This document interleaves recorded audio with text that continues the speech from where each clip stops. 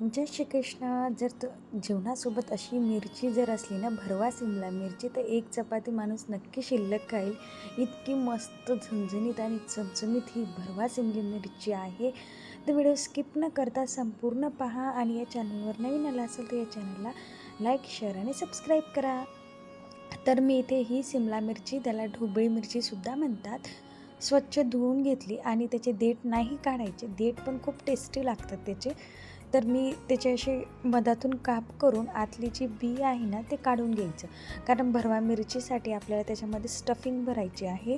तर ते स्टफिंग जास्तीत जास्त बसण्यासाठी, आणि मला तरी असं वाटते की असं कोणी नसेल की ज्याला भरवा सिमला मिरची आवडत नाही. ही प्रत्येकाची फेवरेट असणारच.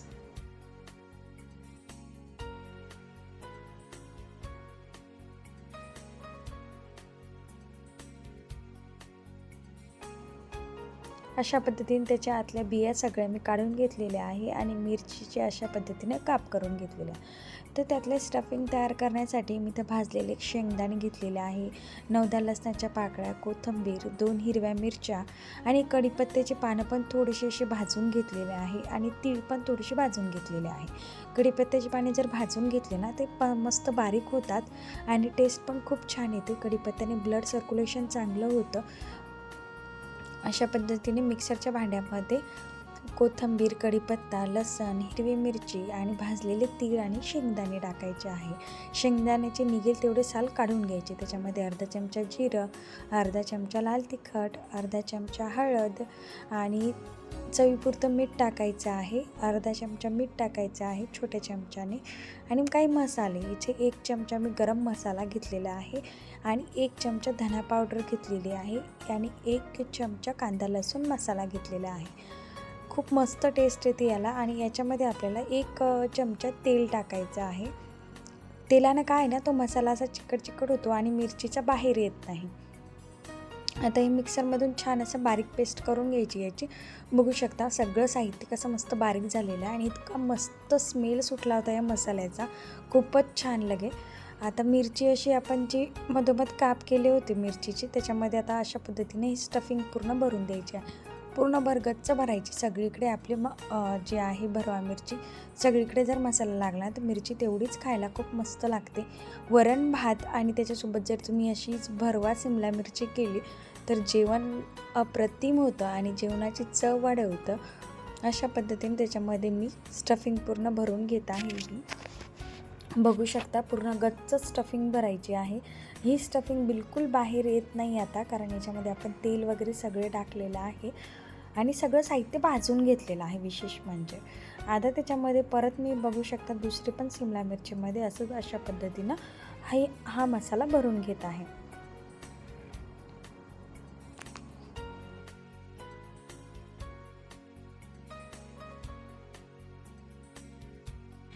आता अशा पद्धतीने बाकीच्या सर्व मिरचीमध्ये मी मसाला भरून घेतलेला आहे. आता एका कढईमध्ये थोडंसं तेल घ्यायचं, 1 चमचा तेल घ्यायचं, त्याच्यामध्ये थोडीशी मोहरी टाकायची. तडतडली मोहरी टाकल्यानंतर मोहरी अशी मस्त तडतडली की थोडंसं जिरं टाकायचं आहे. जिरं आणि मोहरी छान अशी फुलली की आपण जी भरवा सिमला मिरची बनवली होती ती मिरची एक त्याच्यामध्ये टाकून द्यायची. गॅसची फ्लेम बिलकुल कमी ठेवा. मिरची थोडीशी तेलात टाकली की तडतड वास. एक सिमला मिरची त्याच्यामध्ये टाकून द्यायची आहे. बघू शकता आता हळूहळू मिरच्या कमी गॅसवर मस्त दोन्ही याच्या साईडनं भाजून घ्यायच्या आहे आपल्याला. ह्या थोडंसं मीठ टाकायचं वरतून, कारण वरतून पण आपण स्टफिंगमध्ये मीठ टाकलेलं आहे, पण वरच्या लेयरला मिरचीच्या वरच्या लेयरलासुद्धा मीठ लागलं पाहिजे, म्हणून वरतून पण थोडंसं मीठ टाकायचं आणि मिरच्या अशा एका चमच्याच्या सहाय्याने पालटून घ्यायच्या. 1-2 ते 3 मिनिटांनी सतत पालटत राहायच्या. गॅसची फ्लेम बिलकुल कमी ठेवायची आणि ह्या दोन्ही साईडनं व्यवस्थित भाजून घ्यायच्या आहे. अलगद अशा सगळ्या साईडने भाजल्या की नंतर झाकण ठेवून जरी आपण शिजवल्या ना तरीही चालतं. फक्त मंद गॅसवर, एकदम कमी गॅसवर भाजायच्या ना.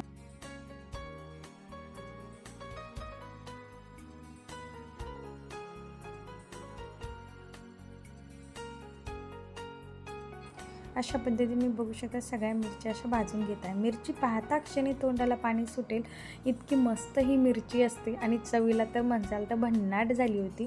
घरचे सगळेच खूप आवडीने खातील इतकी मस्त अशी भरवा सिमला मिरची ही होते. बघू शकता स्टफिंग बिलकुल आपली बाहेर येत नाही आहे आणि झाकण ठेवून एक 2 ते 3 मिनटं होऊ द्यायचं आणि गॅसची फ्लेम बंद करायची आणि नंतर सर्व करायची आपली भरवा सिमला मिरची. बघू शकता काय मस्त झाली आहे. तेवढीच अप्रतिमसुद्धा झाली आहे. तुम्ही याच्यासोबत वरण भात आणि सिमला मिरची करू शकता किंवा सिमला मिरची आणि साधा राईस जरी मिक्स करून खाल्ला ना तरी खूप भारी लागतो. तुम्हाला ही माझी रेसिपी कशी वाटली ती मला कमेंट बॉक्समध्ये टाईप करून नक्की सांगा आणि अशा छान छान रेसिपीसाठी या चॅनलला लाईक शेअर सबस्क्राईब करायला विसरत जाऊ नका आणि छान छान कमेंटसुद्धा करा. थँक्यू. बाय.